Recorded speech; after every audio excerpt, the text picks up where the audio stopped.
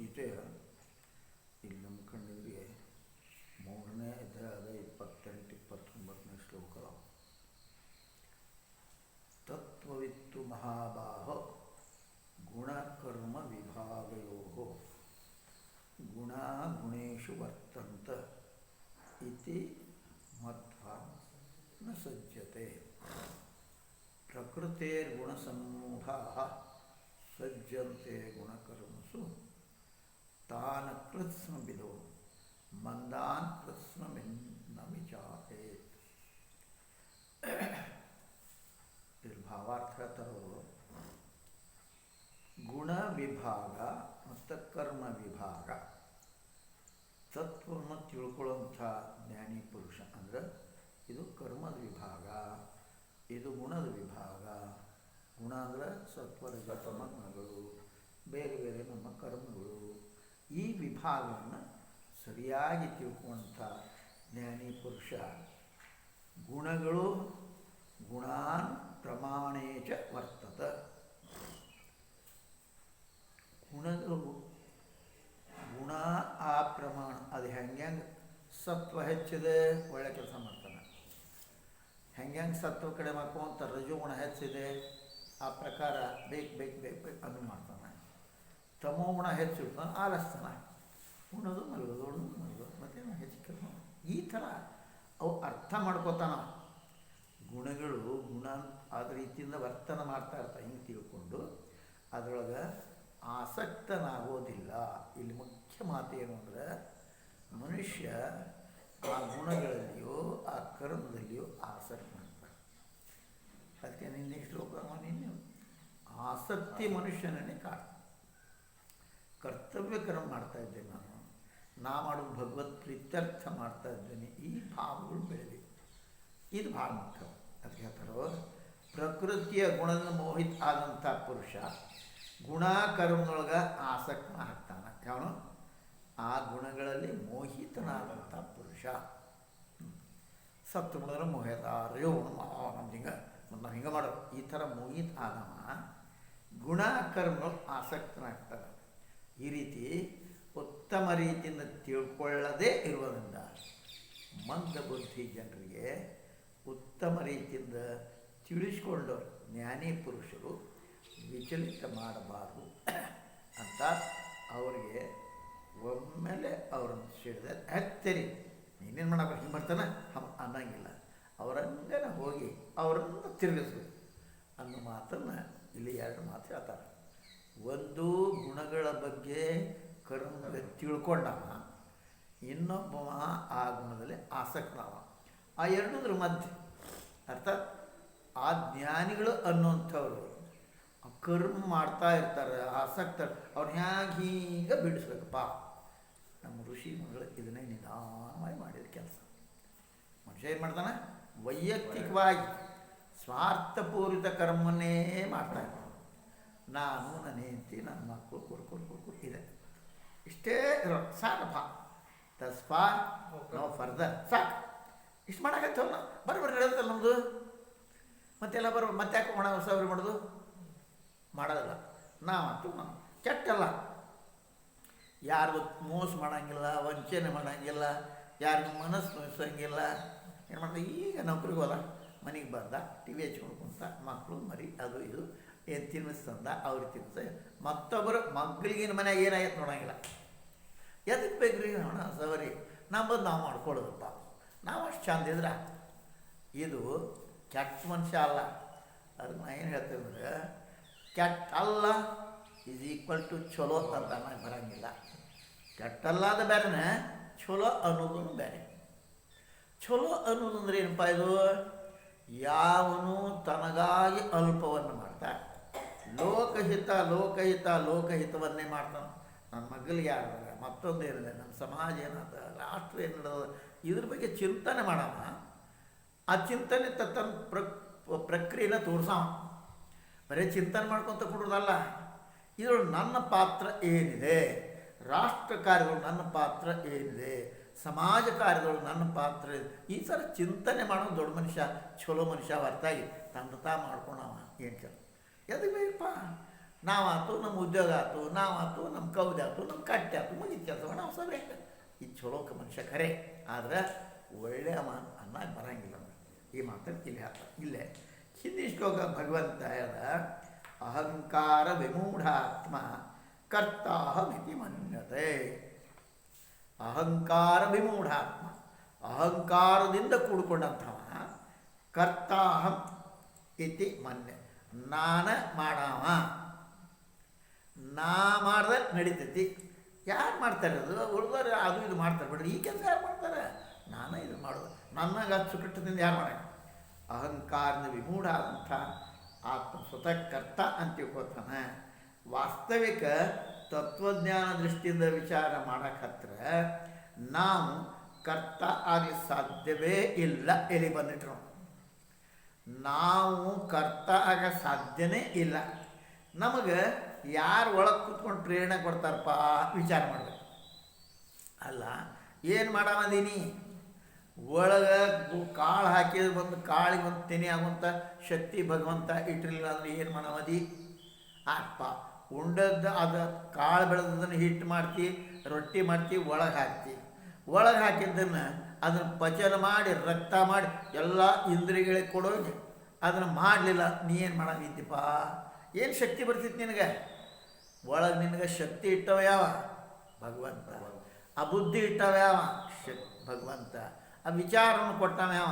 ಅಂತ ಬೆಳಗ್ಗೆ ನಿಂದೇನೈತಪ್ಪ ಇದ್ರಾಗ, ನಿಂದೇನೈತಪ್ಪ ಇದ್ರಾಗ ಅಂತ ಕೇಳಿದ್ರೆ ಏನೂ ಇಲ್ಲ. ಹೀಗೆ ವಿಚಾರ ಮಾಡಿದ್ರೆ ನಾ ಕರ್ತ ಅಲ್ಲ, ಒಳಗವ ಮಾಡ್ಸಾಕತ್ತಾನ. ಈ ಕಟ್ಪುತ್ಲಿ ಇರ್ತೈತಿ, ಕಟ್ಪುತ್ಲಿ ಇದ್ರೆ ನೋಡಿ ನೀನು.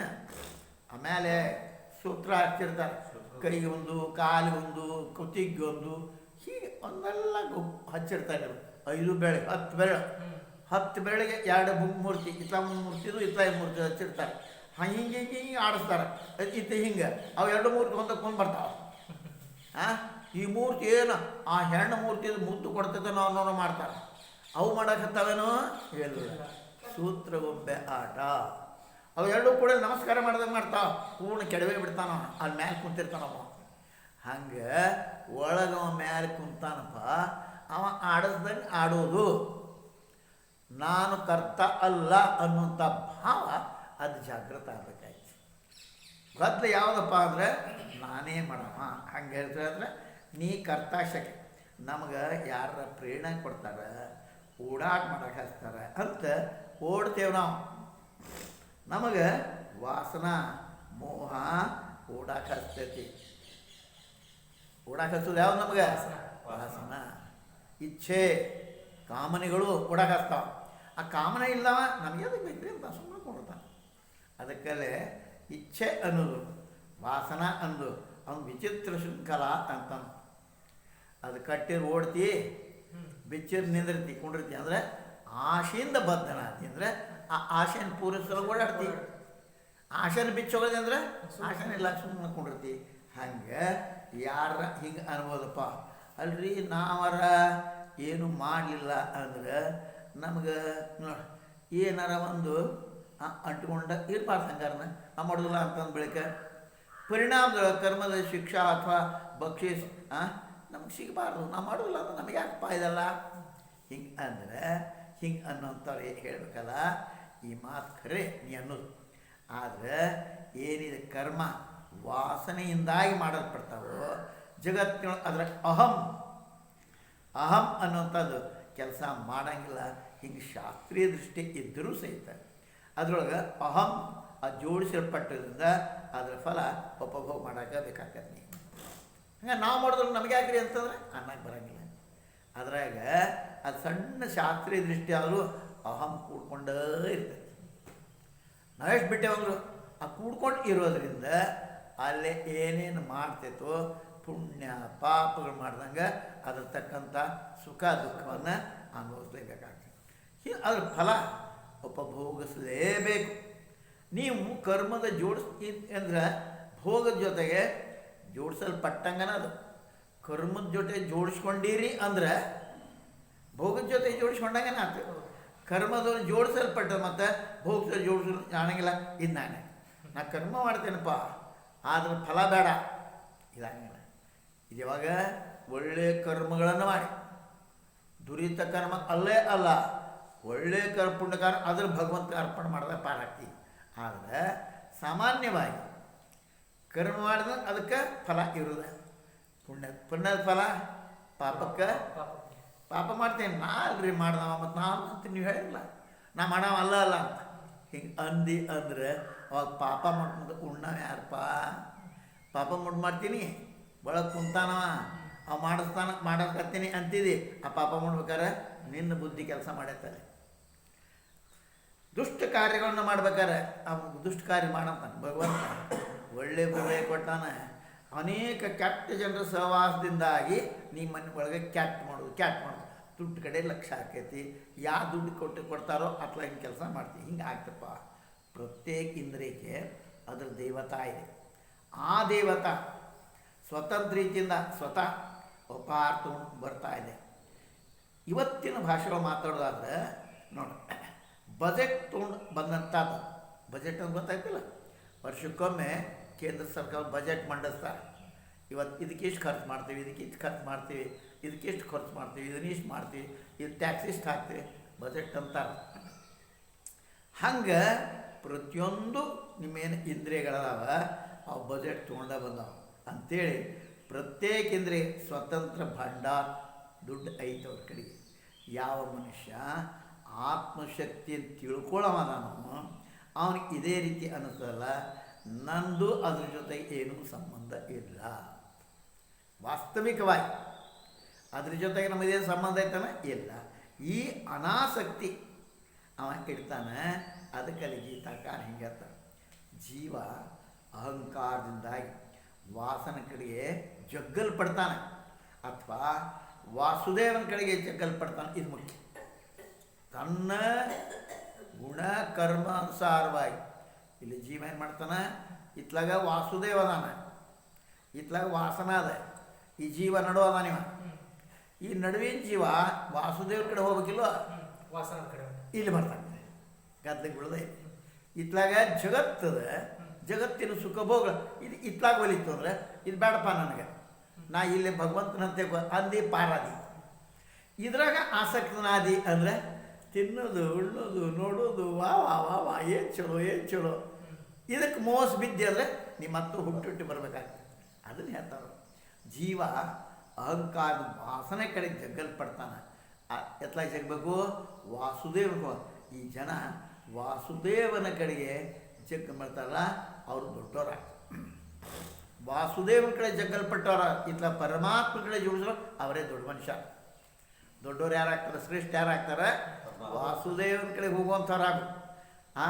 ವಾಸುದೇವನ ಕಡೆ ಅವ್ರು ದೊಡ್ಡವರಾಗ್ತಾರೆ. ಇದ್ರ ಚರ್ಚೆ ಮಾಡುವಂಥ ನಮ್ಗೆ ಈಗಿಲ್ಲ. ಅದು ಸ್ವತಃ ನೋಡ್ಕೊತೀವಿ. ನೀವು ವಿಚಾರ ಮಾಡಿದ್ದಾನೆ. ಕಾರಣ ಸಾಮರ್ಥ್ಯಶಾಲಿ ಪುರುಷ ಅದಾರೋ ಯಾರು, ವಾಸುದೇವನ ಕಡೆ ಭಾಳ ದೊಡ್ಡವರು. ನಮ್ಮಂಥವ್ರ ಕಡೆ ಹಿಂಗಾಗೋಂಗಿಲ್ಲ. ದೊಡ್ಡವ್ರಪ್ಪ ನಿಮಗ್ರಿಪ್ಪ ಅದಲ್ಲ ಮಟ್ಟ ಎಲ್ಲ ಬಿಟ್ಟು ಬಂದಿರಿ ನೋಡು ನಿಮ್ಮ ಕಡೆದಾಗ, ನಮಗೇನು ಹಂಗಿಲ್ಲಪ್ಪ ಹಂಗೆ ಅನ್ನೋಂಗಿಲ್ಲ. ಅದನ್ನು ಮಾಡೋ ಸಲುವಾಗಿ ಜೀವ ಬಂದೈತಿ. ಎದಕ್ಕೆ ಬಂದೈತೆ ಅಂತ ತಿಳಿದಿ, ಅದು ಉಂಡುಂಡು ಮಕ್ಕಳಾಗಿ ಬಂದೈತಿ ಇಲ್ಲ, ಅದಕ್ಕೆ ಅದು ಮಾಡ್ಬೇಕಾಗತ್ತೆ. ಹಂಗೆ ಇಲ್ಲಿ ವಾಸನಾಧೀನ ವಾಸನ ಕುಣಿಸ್ತೈತವನಿಗೆ ಇದು ಅಂದರೆ ನೀನು ವಾಸನ. ಆದರೂ ಏನು ಪರಿಣಾಮ ಆಗ್ತದೆ ಅದು ಅಂಥವನಿಗೆ ವಾಸುದೇವನ ಕಡೆ ಜಗ್ಲಾರದೆ ವಾಸನೆ ಜಗ್ಗದಂಗೆ ಆ ಭೋಗ ಉಣ್ಣಬೇಕಾಗತ್ತೆ. ಯಾಕಂದರೆ ಇದು ಪರಿಣಾಮ ಕರ್ಮೇಂದ್ರಿಯ ಜ್ಞಾನೇಂದ್ರಿಯ ಮೇಲೆ ಆಗ್ತಾ ಇರ್ತದೆ.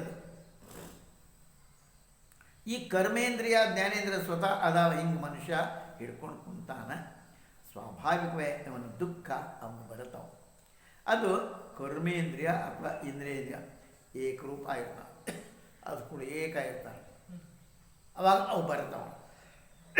ಗೀತಾ ಆಗ್ತದ, ಯಾವಾಗ ಮನುಷ್ಯನ ಬುದ್ಧಿ ಉಚ್ಚ ಪಾತಳಿಗೆ ಹೋಗ್ಯದೋ ನೋಡಿ, ಆವಾಗ ಕರ್ಮದಿಂದ ಅವನು ಅಲಿಪ್ತನಾನ. ನಾನು ಕರ್ಮದಿಂದ ಅಲಿಪ್ತ. ಇದರ ಅರ್ಥ ಕರ್ಮ ಮಾಡೋದಿಲ್ಲ ಅಲ್ಲ. ಗುಣ ಗುಣೇಶು ವರ್ತಂತ ಇದು ಧಾರಯನ್. ಗುಣಗಳದ ಆ ಕೆಲಸ ಮಾಡ್ತದೆ, ನಾನು ಕರ್ತವ್ಯದ ಮಾಡಾಕತ್ತೇನೆ, ನಾ ಏನು ಹೆಚ್ಚಿನ ಮಾಡಿಲ್ಲ.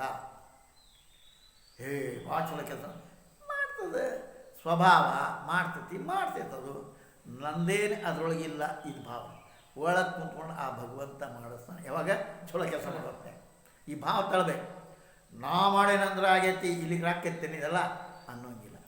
ಒಳಗೆ ಕುಂತಾನವ ಮಾಡಿಸ್ತಾನೆ, ಅವ ಮಾಡಿಸೋದು ನಮ್ದೇನಿತ್ತಪ್ಪ ಕಠಪುತ್ಲಿ ಅಂತಂದಂಗೆ ಇರ್ತೈತಲ್ಲ.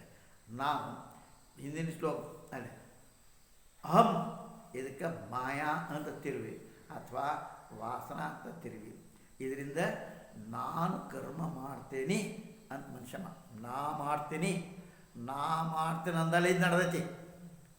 ಇಲ್ಲಿ ಗೊತ್ತಾಕೈತಿ ಇವ್ರಿಗೆ ನಾ ಬಿಟ್ಟು ಹೋದೆ ಅಂದರೆ ಏನೂ ಆಗಂಗಿರ್ತಮ್ಮ, ಎಲ್ಲರೂ ಬಿಟ್ಟು ಹೋಗ್ಯಾರ, ಯಾವುದೂ ನಿಂತಿಲ್ಲ. ಹಾಗೆ ಇದಕ್ಕೆ ಹೇಳ್ತಾರೆ ಮನುಷ್ಯ ಮಾತಾಡ್ತಾನೆ. ಇಲ್ಲೊಂದು ಪ್ರಶ್ನೆ ಏನಪ್ಪ ಅಂದ್ರೆ, ನಾ ಕರ್ಮ ಮಾಡ್ತೀನಿ ಹಿಂಗೆ ಒಪ್ಕೊಂಡ್ರೆ ಏನು ಕೆಡ್ತಪ್ಪ? ಇಲ್ಲಿ ಒಂದು ಪ್ರಶ್ನೆ. ಮತ್ತು ಹೌದ್ರಿ, ಮತ್ತು ನಾವು ಮಾಡೇ ಮಾಡ್ತೇವೆ, ನಾವು ಮಾಡ್ತೇವೆ ಅಂದ್ರೆ ಏನು ಕೆಟ್ಟಾತು? ನಾವು ಒಳ್ಳೆ ಕರ್ಮ ಮಾಡಿದ್ವಿ, ಮಾಡಿ ಒಳ್ಳೆ ಫಲ ಭೋಗಿಸ್ಬೇಕಾಕತಿ. ಈ ಮಾತು ಬರೋಬ್ಬರಿ. ನಾವು ಒಳ್ಳೆ ಕರ್ಮವನ್ನು ವಿಚಾರ ಮಾಡಬೇಕು. ಕೆಟ್ಟ ಕರ್ಮದ ಯಾವ ಸಲುವಾಗಿ ಮಾಡೋದಪ್ಪ? ಮಾಡಿಬಿಡೋದು. ನಾವು ಒಳ್ಳೆ ಕರ್ಮ ಪುಣ್ಯಾರ್ಥ ಕರ್ಮ ಮಾಡೋದು, ಅಲ್ಲಿ ತನಕ ಫಲ ಸಿಗುವುದ. ಅದಾಂತರ ವಿಕಾಸಾರ್ಥ ಕರ್ಮ ಮಾಡೋದು, ಆವಾಗ ಇದರ ಫಲ ಸಿಗ್ತೈತಿ, ವಿಕಾಸ ಆಗ್ತೈತಿ. ಮನುಷ್ಯ ಎರಡು, ಒಂದು ಸ್ವಾರ್ಥಕ್ಕೆ ಕೆಲಸ ಮಾಡ್ತಾನೆ, ನಾನು ನನ್ನ ಹೆಂಡತಿ ನನ್ನ ಮಕ್ಕಳು. ಇನ್ನೊಂದು ಪುಣ್ಯಾರ್ಥ ಕರ್ಮ ಮಾಡ್ತಾನೆ. ಈ ಜನ್ಮ ಸಿಕ್ಕತ್ರಿ ಮುಂದಿನ ಜನ್ಮಕರ ಬೇಕಲ್ಲ, ಪುಣ್ಯಾರ್ಥಕ್ಕೆ. ಇನ್ನೊಂದು ವಿಕಾಸಾರ್ಥ ಕರ್ಮ. ವಿಕಾಸಾರ್ಥ ಅಂದರೆ ನನ್ನ ಅಂತಃಕರಣ ಶುದ್ಧ ಆಗಬೇಕಾಗಿದೆ, ವಿಕಾಸ ಆಗಬೇಕಾಗಿದೆ, ವಿಶಾಲ ಆಗಬೇಕಾಗಿದೆ, ವಿಶ್ವ ಬಂಧುತ್ವ ಮಾಡಬೇಕು. ನಾ ಅದರ ಇನ್ನೊಂದು ಅಂಶದೇನಿ. ಏನು ವಿಚಾರ ಮಾಡ್ಬೇಕದ?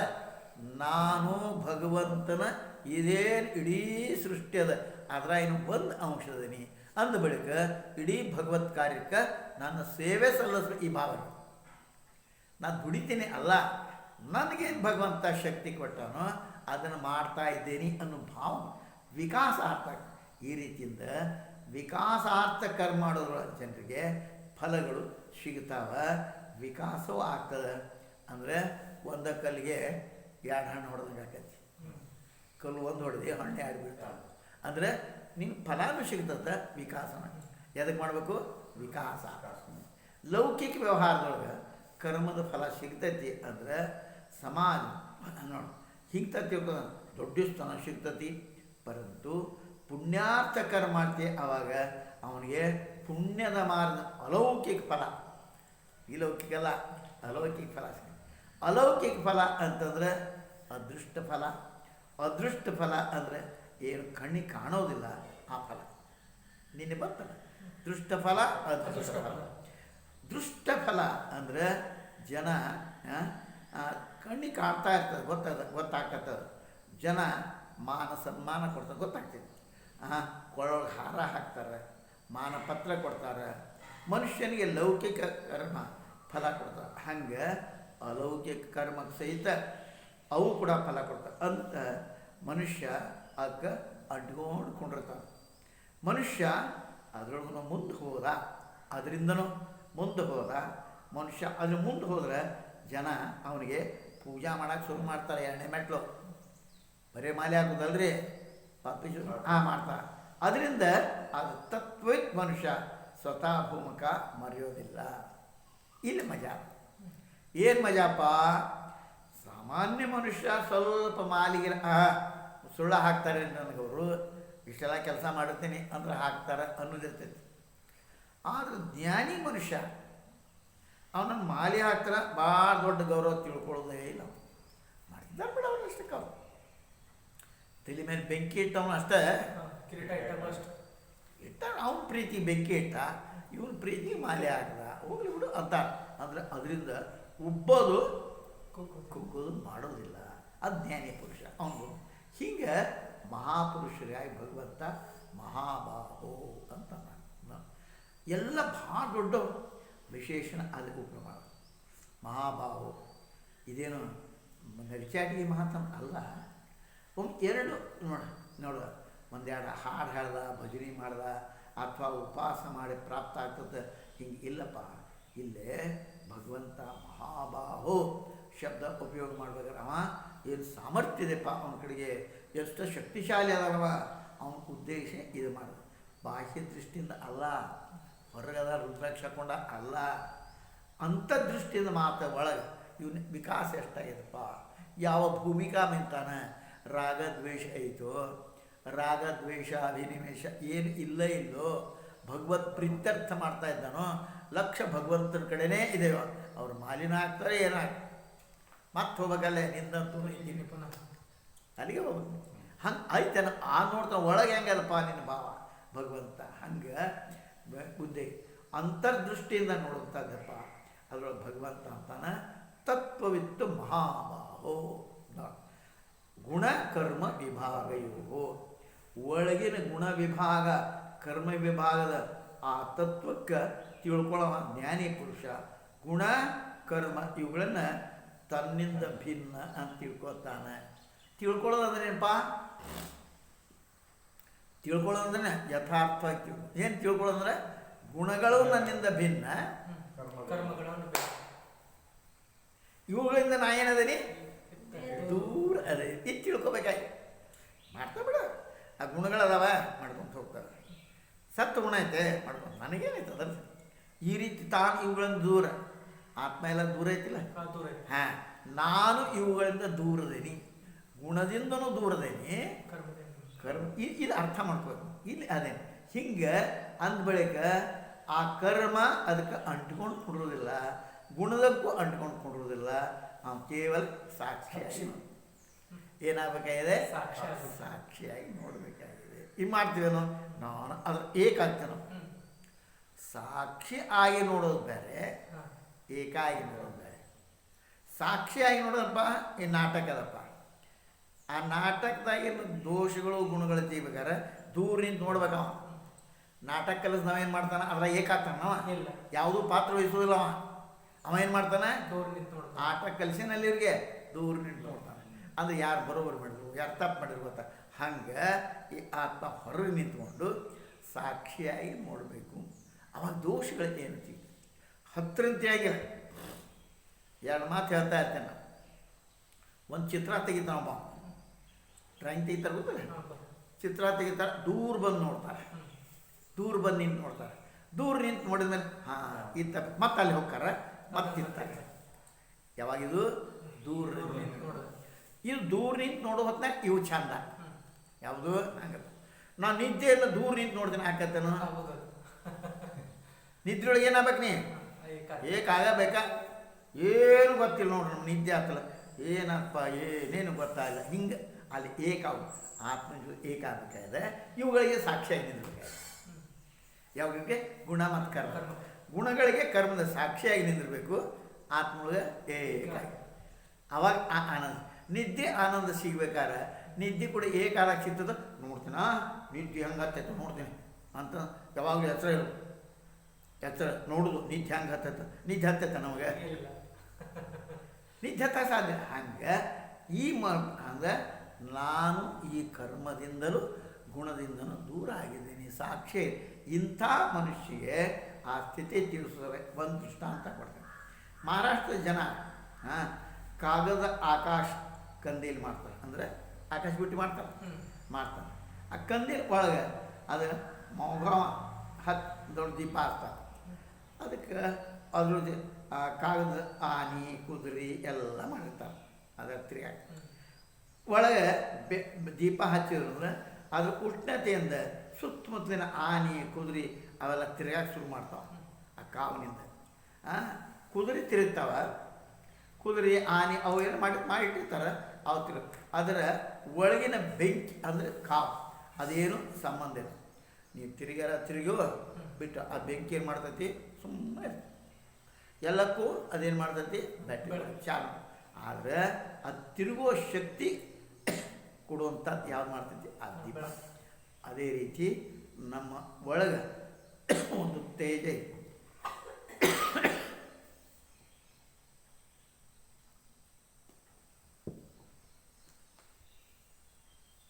ಚೈತನ್ಯ ಇದೆ, ನಮಗೆ ತಿರುಗಿಸ್ತೈತೆ. ಯಾವುದು ಚೈತನ್ಯ. ಆ ಹೊತ್ತಿನೊಳಗೆ ಆ ಕಾಗದ ಆನಿ ಕುದುರೆಯಂತೆ ತಿರುಗೋದು. ಚೈತನ್ಯ ಅಂಟ್ಕೊಂಡು ಕುಂಡ್ರೋದು ಪ್ರಶ್ನೆ. ಕಾಗದ ಅಂತ ತಿರುಗಬೇಕು, ಆ ಚೈತನ್ಯ ಇಟ್ಕೊಂಡು ಯಾವುದು ಚೈತನ್ಯ ಅಂಟ್ಕೊಂಡು ಕುಡಿರ್ತಾರೋ ತಟಸ್ಥಾಗಿ ಕರ್ಮರೂಪಿ ಆನಿ ಕುದುರೆ ತಿರುಗಿಸ್ತಾವ.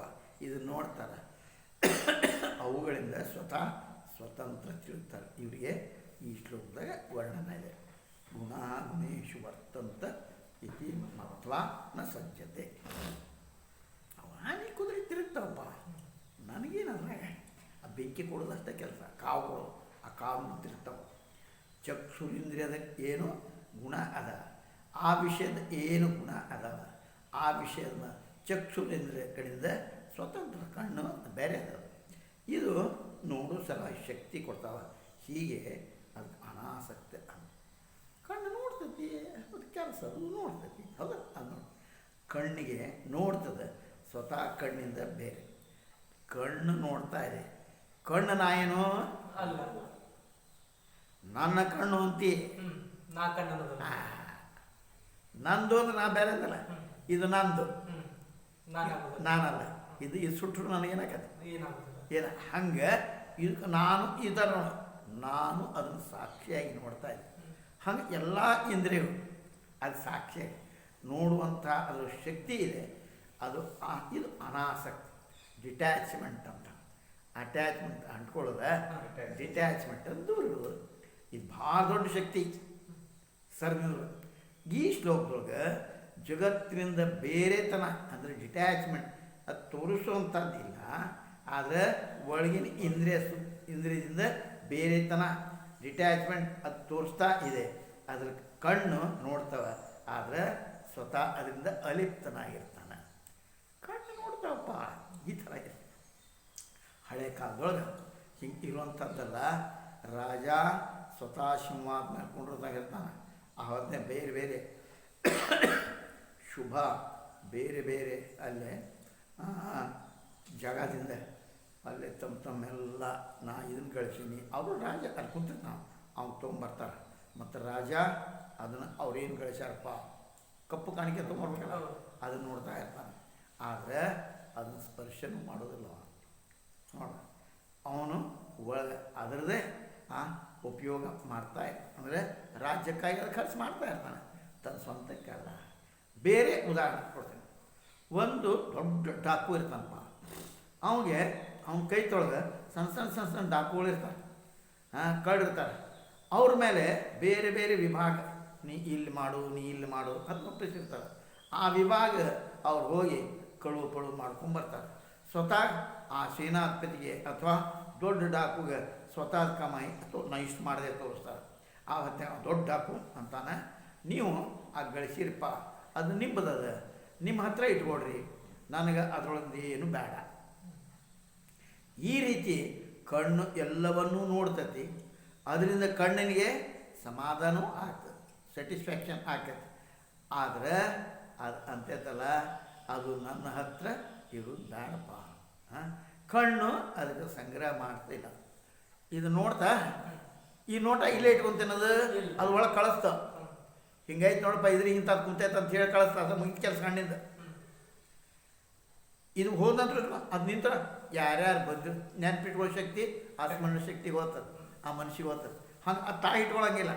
ಹೆಂಗಪ್ಪ, ಹಂಗೆ ಒಂದು ತುತ್ತು ಬಾಯಾಗ ಹಾಕ್ತೀನಿ, ಅದು ನುರ್ಸೋ ಕೆಲಸ ಮಾಡಿ ತಾನೇ ಇಟ್ಕೋತೈತೆ ಅನ್ನೋದು. ಹಂಗೆ ಅದು ಒಳಗೆ ಕಳಿಸ್ ಅಲ್ಲಿ ಇಟ್ಕೋತೈತೆ ಅನ್ನೋದು, ಮತ್ತು ಮುಂದೆ ಕಳಿಸ್ ಹಂಗೆ ಹೋಗೋದಾದ. ಹಂಗೆ ತನ್ನ ಕಡೆ ಯಾವುದೂ ಇಟ್ಕೊಳ್ಳೋದಿಲ್ಲ. ಕಣ್ಣು ಅದನ್ನು ಸಂಗ್ರಹ ಮಾಡೋದಿಲ್ಲ, ಅದರ ಹತ್ರ ಅದು ಏನು ಇಡೋದಿಲ್ಲ.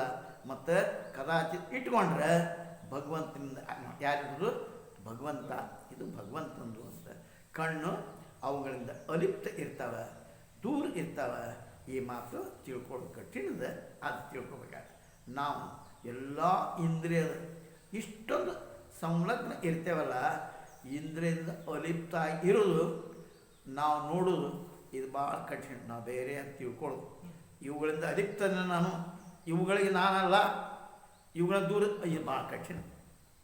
ಮಾತಾಡ್ತೀವಿ, ಭಾಷಣ ಮಾಡ್ಬೋದು, ಅದು ಅಲಿಪ್ತಿರೋದು ಭಾಳ ಕಠಿಣ. ಸಮಾಧಾನ ಸಿಗ್ತೈತಿ, ಅದ್ರ ಜೊತೆಗೆ ಸ್ವತಃ ಸಂಬಂಧ ಇಲ್ಲ. ಈ ಭೂಮಿಕಾ ತರೋದು ಭಾಳ ಕಠಿಣ. ಜೀವಾತ್ಮನಿಗೆ ನಾನು ಕಣ್ಣಿಂದ ತೊಗೊಂಡು ಕುಂತೇನೆ, ಕಣ್ಣ್ಯಾಗ ಬಂದು ಕುಂತೇನೆ, ನನಗೆ ಸಮಾಧಾನ ಸಿಗ್ತೈತಿ ಹಿಂಗೆ ಅನ್ನಿಸ್ತದೆ. ಕಣ್ಣು ನೋಡದೆ ಸಮಾಧಾನ ಆಯ್ತು. ಇಷ್ಟು ಹೇಳು ಫರ್ಕ್ ಅದೇ ಎರಡರೊಳಗು. ನೋಡೋದು ಜೀವಾತ್ಮ ನಾನು ಕಣ್ಣಿಂದ ನೋಡಿ ನಾನು ಪಟ್ಟ ಅನ್ನೋದು ಬೇರೆ, ಕಣ್ಣು ನೋಡ್ತು ಅದು ಒಳಗೆ ಕಳಿಸ್ತು ನನಗೆ ಇದಕ್ಕೂ ಸಂಬಂಧ ಇಲ್ಲ. ಎರಡು ದೃಷ್ಟಿಕೋನ. ಜೀವಾತ್ಮ ಅದೇ ಕಣ್ಣಾಗಿ ಬಂದು ನಾ ನೋಡಿದೆ ಅಂದ್ರೆ ನನಗೆ ಆನಂದ ಸಿಕ್ತು, ಇದೊಂದು ಭಾಗ. ಇಲ್ಲಿ ಕಣ್ಣು ನೋಡ್ತು ಮುಗಿದ ಕೆಲಸ, ಇದಕ್ಕೆ ನನಗೆ ಸಂಬಂಧ ಇಲ್ಲ ಅನ್ನೋಂಥ ಇವೆರಡು ದೃಷ್ಟಿಕೋನ. ಇವೆರಡು ದೃಷ್ಟಿ ವ್ಯತ್ಯಾಸ. ಇದನ್ನು ತೆಗೆದು ಹಾಕಿದರೆ ಸ್ವತಃ ನಾನು ತಟಸ್ಥ ಇರು ಶಕ್ತಿನಿ. ಇದು ತತ್ವವಿತ್. ಇವುಗಳಿಂದ ನಾನು ದೂರ ತತ್ವವಿತ್. ಇವುಗಳಿಗೆ ನನಗೆ ಏನು ಸಂಬಂಧ? ಕಣ್ಣು ನೋಡ್ತಿತ್ತು ಸ್ವಾಭಾವಿಕ. ಹೀಗೆ ಯಾವ ತತ್ವವಿತ್ ಇರ್ತಾನೋ ಅವನು ಆತ್ಮಶಕ್ತಿ ಸ್ವತಂತ್ರ ರೂಪ ನೋಡ್ತಾನೆ. ತತ್ವವನ್ನು ತಿಳ್ಕೊಂಡ ಅವ ಸ್ವತಂತ್ರ ಆಗಿ ನೋಡ್ತಾನೆ. ಆತ್ಮಶಕ್ತಿಯನ್ನು ಅದು ಬೇರೆ, ಸ್ವತಂತ್ರವಾದ ಅದು ಯಾವುದನ್ನು ಒತ್ತಾಯದಿಂದ ಇಲ್ಲ, ಅದು ಯಾವುದ್ರ ಒತ್ತಾಯದಿಂದ ಕೆಲಸ ಮಾಡ್ತೈತಿ ಅನ್ನೋದಿಲ್ಲ. ಅದು ತಂದೆ ತಾನು ಕೆಲಸ ಮಾಡ್ತಾನೆ. ಸ್ವತಂತ್ರ ಶಕ್ತಿ ಅದಪ್ಪ. ಅದಕ್ಕೆ ಸ್ವತಂತ್ರ ರೂಪಗಳು ನೋಡ್ತಾನೆ. ಆತ್ಮಶಕ್ತಿ ಅನ್ನಿಂದ್ರಿಸೋ ನೋಡ್ತಾನೆ ಇತ್ಯಾದಿ. ಯಾವ ರೀತಿ ಜಾದು ಆಕಾಶಕ್ಕೆ ಕೊಂದಿಲ್ ಇಡ್ತಾನೆ. ಜಾದು ಅದು ಆ ಬೆಳಕಿನ ಉಷ್ಣತೆಯಿಂದ ಸುತ್ತಮುತ್ತ ಆನೆ ಕುದುರೆ ಇವೆಲ್ಲ ತಿರುಗಿಸ್ತಾವೆ. ಅದ್ರಾಗ ಬೆಳಕು ಏನೂ ಸಂಬಂಧ ಇರೋದು. ಆನೆ ತಿರುಗ ಇದಕ್ಕೆ ಸಂಬಂಧ? ಕಾವು ಕೊಟ್ಟದ್ದು ಖರೆ. ಆನೆ ತಿರುಗ ನಾನು ಅಂತ ಕಾವು ನಾನು ಕೆಲಸ ಕೊಟ್ಟೇನಿ ಅಂತೇಳಿ. ಆ ರೀತಿ ಆತ್ಮಶಕ್ತಿ ಕೂಡ ಇಂದ್ರಿಯದ ವಿಷಯದ ಯಾವ ಸಂಬಂಧವೂ ಇರೋದಿಲ್ಲ. ಒಳಗಿದ್ದಂಥ ವಿಶುದ್ಧ ಚೈತನ್ಯ ಅದು ಭಾಳ ನಾದ್ರು ಮಾಡಿ ಅನ್ನೋದಿಲ್ಲ ಅದು. ಆದರೆ ನಾನು ಮಿಶ್ರಿತ ಚೈತನ್ಯ ಅಂದ್ರೆ ನಾನು ಮೂಲತಃ ಇಂದ್ರಿಯ ವಿವಿಧ ಕಾರ್ಯ ಮಾಡ್ತೀವಿ. ನಾನು ಮಿಶ್ರಿತ ಚೈತನ್ಯಕ್ಕೆ ಅದಕ್ಕೆ ಕಣ್ಣು ನೋಡ್ತಾ ಇದೆ, ಕೆಲಸ ಮಾಡ್ತಾವೆ, ಕಣ್ಣು ಅಂತ ವಿಷಯದ ಸಂಬಂಧ ಬರ್ತಾವೆ. ಆದರೆ ಅದ್ರ ಜೊತೆ ಸ್ವತಃ ಏನೂ ಸಂಬಂಧ ಇಲ್ಲ. ಇದು ಅನುಭವ ಗುಣೇಶು ಬರ್ತದೆ. ಒಂದು ಇಂದ್ರಿಯ ಜೊತೆಗೆ ನಾನು ಬಂದು ನಾನು ನೋಡಿದ್ದ ಆನಂದ ಆತು ಅಂತ ಈ ಜೀವಾತ್ಮ ಅಂತಾನಿವ. ಶರಣ ಏನು ಮಾಡ್ತಾನವ? ಜ್ಞಾನಿ ತತ್ವ ಇದ್ದಾವ. ಕಣ್ಣು ನೋಡ್ತು ಏಕಾಗುವುದು. ಅದು ಕೂಡ ಇದು ಭಾಳ ಮಹತ್ವದ. ಅದು ಕೂಡ ಏಕಾಗೋದು ಮಹತ್ವದ. ಏಕ ಆಗದೇ ಇರೋದು ಭಾಳ ಮಹತ್ವದ. ನದಿಗೆ ಜಳಕಕ್ಕೆ ಹೋಯ್ತಂತ ಶಿಷ್ಯರೆಲ್ಲ. ಶಿಷ್ಯರು ಹೋದರು. ಒಂದು ಹೆಣ್ಣು ಕೂಗು, ನಾ ಕಷ್ಟೊಳಗದಲ್ಲಿ ಪಾ ಮುಣುಗ್ತೀನಿ, ಬರ್ರಿ ನಾನು ತೀರಿಸ್ ಬರ್ರಿ ಬಸ್ ಬರ್ರಿ ಅಂತಂದ್ರು. ನೀವು ಶಿಷ್ಯ ಹೋದ. ಈಶ್ವಂತ ಹೋಗಿ ಲಘುನ ಆ ಹೆಣ್ಮಗಳನ್ನ ಹೆಗಲ್ ಮೇಲೆ ತಗೊಂಡ ಹೊರಗೆ ಬಂದ, ಇಳಿದ, ನನ್ನ ಕೆಲಸಕ್ಕೆ ಹೋದ. ಅಂತಂದ ಕೂಡಲೇ ಅವ್ರು ಶಿಷ್ಯ ನೋಡಿದ್ರು. ಏನ್ರಿ ಅಜ್ಜಾರ, ಇವ ಹೆಣ್ಮಗಳ ಮುಟ್ಟದ ತಲೆ ಮೇಲೆ ತಲೆ ಹೆಗಲ ಮೇಲೆ ತೊಗೊಂಡ ಓಡಿಗಿಟ್ಟು ಬಂದು ನೋಡ್ರಿ ಹೆಣ್ಮಗನ ಅಂತಂದ. ಕರೆದು ಸ್ವಾಮಿಯವರು ಏನು ಅಪ್ಪರ ನಾವು ಯಾವುದೋ ಒಂದು ಕೂಗು ಕೇಳತ್ತೆ ನನಗೆ. ಏನಂತ? ಕಷ್ಟದೊಳಗಿದ್ದೇನಪ್ಪ ಬರ್ರಿ ಅಂತೇಳಿ. ಈಶ್ವಂತ ಹೋದೆ, ಅದು ಇತ್ತು, ಅದನ್ನು ತೊಗೊಂಡೆ. ಹೆಂಗೆ ನದ್ಯಾಗ ಹೆಂಗೆ ಬೇಕಾದ್ರೆ ಬಿದ್ದಿರ್ತದೆ. ಅದನ್ನು ತೊಗೊಂಡೆ, ಹೊರಗಿಟ್ಟೆ, ಬಂದೆ. ಅದು ಹೆಣ್ಣು ಗಂಡು ನನಗೆ ಗೊತ್ತಿಲ್ಲ. ಅವಾಗ ಅವರಂದ್ರು ಅವ್ರ ಶಿಷ್ಯರಿಗೆ, ಅವ ಅದನ್ನು ಅಲ್ಲೇ ಬಿಟ್ಟು ಬಂದ, ನೀವು ಇಲ್ಲಿ ತನಕ ತೊಗೊಂಬಂದಿರಿ. ಇಲ್ಲಿ ತನಕ ತಂದವ್ರು ಯಾರು? ಅವ್ನು ಹಿಂಗೆ ಮಾಡ್ದ, ಅದು ಬಂದಿಲ್ಲ. ಅವ ಬಿಟ್ಟ, ಅವಾಗೇನಿಲ್ಲ ಅದ್ರದ್ದು. ಇದರ ಇಂದ್ರಿಯಗಳು ಕೆಲಸ ಮಾಡ್ತಾವೆ, ನನಗೆ ಸಂಬಂಧ ಇಲ್ಲ ಅನ್ನೋ ಮಾತಿದೆ. ನನಗೇನು ಸಂಬಂಧ ಇಲ್ಲ. ಯಾರು ನೀವೇ ಹೇಳಿದ್ರಿ ದಯಾ ಬೇಕು ಅಂತೇಳಿ. ಯಾರು ಕಷ್ಟದೊಳಗಿರ್ತಾರೆ ಅವ್ರಿಗೆ ಸಹಾಯ ಮಾಡಪ್ಪ, ನೀವು ಕಲಿಸಿದ್ದಿದ್ದು ವಿದ್ಯೆ. ಅದು ಬೆಳಗ್ಗೆ ಹೋದೆ, ಕೂಗಾಕತ್ತಿತ್ತು. ಆರ್ತದೊಂದು ದುಃಖದಿಂದ ಕೆಳಗತ್ತಿತ್ತು. ಮುಣುತ್ತೇನ್ರಿಪ್ಪ ಯಾರು ಸಹಾಯ ಮಾಡಿರಂತ ನೋಡ್ಕೊಂತ ಜೋರಾಗಿ ಈಶ್ವಾದೆ. ಈಶ್ವರಿ ಅದನ್ನು ಹೊರಗೆ ಇಟ್ಟು ಬಂದು, ಅದು ಹೆಣ್ಣು ಗಂಡು, ಅದ್ರ ರೂಪ ಏನು, ಅದರ ಬಣ್ಣ ಏನು ಗೊತ್ತಿಲ್ಲ. ಇದು ಅಲಿಪ್ತಿರೋ ಅಂಥ ರೀತಿ. ಅವರು ಹೆಣ್ಣು ಮಗಳು ತಲೆ ನೋಡ್ಕೊಂಡು ಬೆನ್ನ ಮೇಲೆ ಕಟ್ಕೊಂಡ, ಅದು ಬಟ್ಟೆ ಸರಿ ಇದ್ದಿದ್ದಿಲ್ಲ, ಅದು ಒಯ್ದು ಅಲ್ಲಿ ಬಿಟ್ಟು ಬಂದ. ಅವ ಅಲ್ಲೇ ಬಿಟ್ಟು ಬಂದ. ವ್ಯತ್ಯಾಸ, ಈ ವ್ಯತ್ಯಾಸ ತಿಳ್ಕೊಬೇಕು ನಾವು. ಅವ ಯಾಕೆ ಅವ ಶ್ರೇಷ್ಠ ಅದ? ಗುಣೇಶ್ ವರ್ತಂತ ಇತಿ ಧಾರೆ. ನನಗೆ ಗೊತ್ತಿಲ್ಲಪ್ಪ, ಸತ್ವಗುಣ ಸೇವಾ ಮಾಡ್ಬೇಕನ್ನೋ ಭಾವ ಅದಿಟ್ಟೆ ನಾ ಮಾಡಿದೆ ಹಚ್ಕೊಳ್ಳಿಲ್ಲ.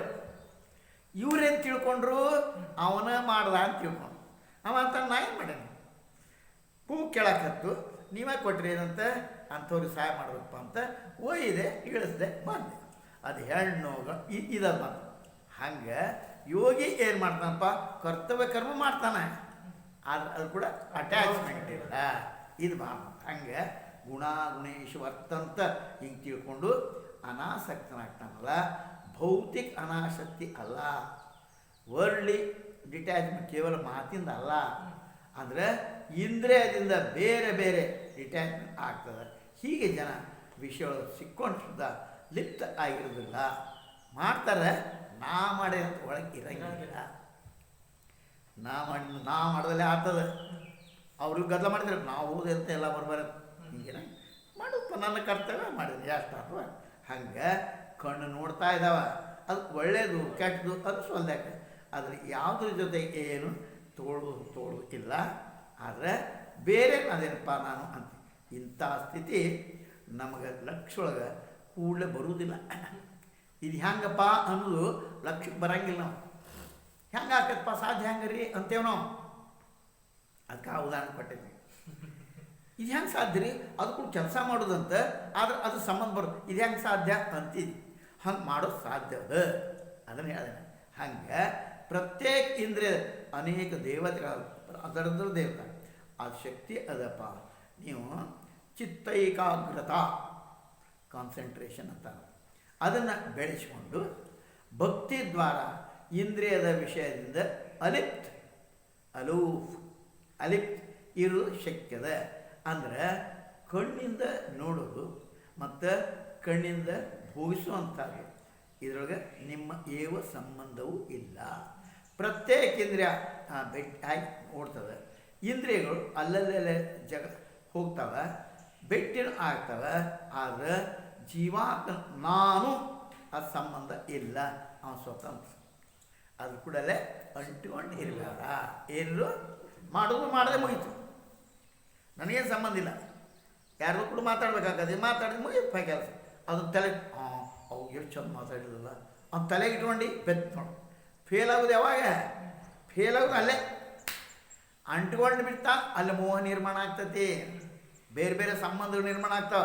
ಸಂಬಂಧ ಇಲ್ಲಪ್ಪ, ಅವ ಹೆಂಗೆ ನೀರಾಗ ಮುಳುಗಾಕೈತಿ, ಅದು ಹೆಣ್ಣು ಗಂಡು ಗೊತ್ತಿಲ್ಲ, ಹೋದ ಎತ್ತ ಬಂದ. ಹಿಂಗೆ ದೂರ ಇರಬೇಕು. ಉಪಮಾ ಪೂರ್ಣ ರೀತಿಯಿಂದ ಇರೋಂಗಿಲ್ಲ. ಅದು ತಿಳ್ಕೊಳ್ಳೋ ಸಲುವಾಗಿ ಉಪಮಾ ಉದಾಹರಣೆಯನ್ನು ಕೊಟ್ಟಿರ್ತಾರೆ. ಅದು ಪೂರ್ಣ ರೀತಿಯಿಂದ ಹಂಗಪ್ಪ ಅಂತ ಇರೋಕೆ ಬರೋಂಗಿಲ್ಲ. ಅದಕ್ಕೆ ಹೇಳ್ತಾರೆ ಅವರು ದೃಷ್ಟಾಂತ ನೋಡಿ. ದೊಡ್ಡ ಉದ್ಯೋಗಪತಿಗಳು, ಇಂಡಸ್ಟ್ರಿಯಲ್ ಏನು ಮಾಡ್ತಾರಪ್ಪ, ಪ್ರತ್ಯೇಕ ಉದ್ಯೋಗ ಇಂಡಸ್ಟ್ರಿ ಭಾಳ ರಿಪೋರ್ಟ್ ಅಲ್ಲಿ ಮೇಂಟೆನ್ಸ್ ಅದೇ ಭಾಳ ಕೆಲಸ ಮಂದಿ ಇಟ್ಟಿರ್ತಾರೆ. ಪ್ರತ್ಯೇಕ ಡಿಪಾರ್ಟ್ಮೆಂಟ್ನೊಳಗೆ ಹೆಡ್ ಒಬ್ಬ ಮುಖ್ಯಸ್ಥಿರ್ತಾನೆ. ಡಿಪಾರ್ಟ್ಮೆಂಟ್ಗೆ ರಿಪೋರ್ಟ್ ಕೊಡ್ತಾನೆ, ಹಿಂಗೆ ಆತ್ರಿಪ್ಪ ನಮ್ದು ಹಿಂಗೆ ಇದು ಮಾಡಿದೆ ಅಂತ. ಸ್ವತಃ ವಿಭಾಗಗಳ ಅಡಚಣೆ ಅವು ಹಿಂಗೆ ಆತ್ರಿಪ್ಪ ಮತ್ತು ಹಿಂಗೆ ಮಾಡ್ಬೇಕ್ರಿ, ಹೆಂಗೆ ರೀ ಅದನ್ನು ಕೇಳ್ತಾನೆ. ಅದಕ್ಕೆ ಅಡಚಣೆ ದೂರ ಮಾಡೋ ಸಲ ಉದ್ಯೋಗಪತಿ ಅವನಿಗೆ ಹಿಂಗೆ ಮಾಡಪ್ಪ, ಅದು ಹಿಂಗೆ ಮಾಡು ಅಂತ ಹೇಳ್ತಾನೆ. ಪರಂತು ಹಿಂಗೆ 50 ಮಂದಿ ರಿಪೋರ್ಟರ್ ಇರ್ತಾರೆ, ಅಷ್ಟು ಬ್ರ್ಯಾಂಚಸ್ ಇರ್ತಾವೆ. ಅದ್ರ ಸಂಬಂಧ ಇಟ್ಟು ಕೂಡ ಸ್ವತಂತ್ರ ರೀತಿಯಿಂದ ಅವ ಆರಾಮ್ ಇಷ್ಟು ಮಾಡಿದ್ರೆ ನಿದ್ದೆ ಹತ್ತೈತೆ ನಮಗಂದ್ರೆ ಹತ್ತೈತೆ. ಯಾವಾಗ ಮುಗಿಯಪ್ಪ ಅವ್ರಿಗೆ ಅದು ಕಟ್ಟೆ ಅವ್ನಿಗೆ ಅದು ಮಾರ್ಗದರ್ಶನ ಮುಗಿಯುತ್ತೆ ನನ್ನ ಕೆಲಸ. ಅವ್ನು ಆರಾಮ್ ನಿದ್ದೆ ಮಾಡಿ. ಇಲ್ಲಿ ಅಯ್ಯೋ ಆ ಬ್ರ್ಯಾಂಚಿನ ಹಿಂಗೆ ಆತಲ್ಲ, ಈ ಬ್ರ್ಯಾಂಚಿನ ಹಿಂಗೆ ಆತಲ್ಲ ಅಂತ ಹಚ್ಕೊಂಡು ಕೂತ್ರೆ ನಿದ್ದೆ ಬರ್ತದೆ. ಹಿಂಗೆ ಅದಕ್ಕೆ ನಿದ್ದೆ ಯಾರು ಮಾಡ್ತಾರಪ್ಪ? ಅನಾಸಕ್ತ. ಅವ್ರಿಗೇನು ಹೇಳೋದು ಹೇಳಿದೆ ಅವ್ರು ಮಾಡ್ಕೋತಾರೆ. ಜೀವನದೊಳಗೆ ಕಣ್ಣು ತೆಗೆದು ಕೂಡಲೇ ಕೆಲಸ ಮಾಡತ್ತಾವೆ, ಕಿವಿ ತೆಗೆದು ಕೂಡಲೇ ಕೆಲಸ ಮಾಡುತ್ತಾವೆ. ಅವತ್ತ ತತ್ವ ತಟಸ್ಥ ಇರ್ತಾನೆ. ಉದ್ಯೋಗಪತಿ ಏನೇನು ವಿಚಾರ ಅಲ್ಲಿ ಮಾಡಿದ್ರೆ ಅವ್ನು ಹೇಳ್ತಾರಲ್ಲ, ನೀವು ಇಂತಿಂಥ ಒಂದು ರಿಪೋರ್ಟ್ ಮಧ್ಯೆ ಅಲ್ಲಿ ಹೋಗು ನಿನಗೆ ಅವ್ರು ಹೇಳ್ತಾರೆ. ಆ ಪ್ರಮುಖನಿಗೆ ಅಧಿಕಾರ ಕೊಟ್ಟು ಬಿಡ್ರ. ಅವ್ರು ಇಷ್ಟು ಮಂದಿ ಇವ್ರು ನೀನು ನೋಡ್ಕೋ, ಇಷ್ಟು ಮಂದಿ ಬ್ರ್ಯಾಂಚಸ್ ಅವಲ್ಲ ಅದು ನೀನು ನೋಡ್ಕೋ. ಅದು ವಿಭಾಗ ಮಟ್ಟದ ಅಧಿಕಾರಿ ಇಟ್ಟಿರ್ತಾರೆ, ಜಿಲ್ಲಾ ಮಟ್ಟದ್ದು ವಿಭಾಗ ಮಟ್ಟದ ಅಧಿಕಾರಿ ಇರ್ತಾರೆ. ಅವ್ರು ಮಾಡ್ಕೋತಾರೆ.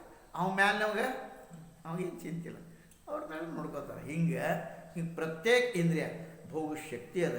ಜೀವಾತ್ಮ ಅನಾಸಕ್ತನಾಗಿ ಇರಲಿಕ್ಕೆ ಸಾಧ್ಯದ. ಆದರೆ ಸ್ವತಃ ಬೇರೆ ಇರ್ತಾನೆ. ಈ ಸ್ಥಿತಿ ತರೋದು ಭಾಳ ಕಠಿಣದಪ್ಪ. ಕೇವಲ ಜ್ಞಾನದಿಂದ, ಕೇವಲ ಭಕ್ತಿಯಿಂದ ಇಂಥ ಸ್ಥಿತಿ ಬರುವುದಿಲ್ಲ. ಜ್ಞಾನ ಭಕ್ತಿ ಎರಡೂ ಕೊಡಬೇಕು. ಕೇವಲ ಜ್ಞಾನದಿಂದ ಬರೋದಿಲ್ಲ, ಕೇವಲ ಭಕ್ತಿನೂ ಆಗಂಗಿಲ್ಲ. ಅದಕ್ಕೇನು ಬೇಕಲ್ಲ? ಜ್ಞಾನ ಭಕ್ತಿ ಎರಡೂ ಬದೆ. ಹಿಂಗೆ ಜ್ಞಾನಿ ಭಕ್ತ ಇಂಥ ಸ್ಥಿತಿನ ಪ್ರಾಪ್ತ ಮಾಡ್ಕೊಳ್ಳಿ ಸಾಧ್ಯದ. ಅದಕ್ಕೇ ಭಗವಂತ ಇದ್ದ ಮಯ್ಯೇವ ಮನ ಆದಸ್ವ ಮೈ ಬುದ್ಧಿ ನಿವೇಶ. ನನಗೆ ನಿನ್ನ ಮನಸ್ಸು ಕೊಡು, ಬುದ್ಧಿನ ಕೊಡು ಅಂತ ಹೇಳ. ಮುಂದಿನ ಭಾಗ ಓಂ ಪೂರ್ಣಮದ ಪೂರ್ಣಮಿದಂ ಪೂರ್ಣಾತ್ ಪೂರ್ಣಮುದಚ್ಯತೆ ಪೂರ್ಣಸ್ಯ ಪೂರ್ಣಮಾದಾಯ ಪೂರ್ಣಮೇವಾವಶಿಷ್ಯತೆ. ಓಂ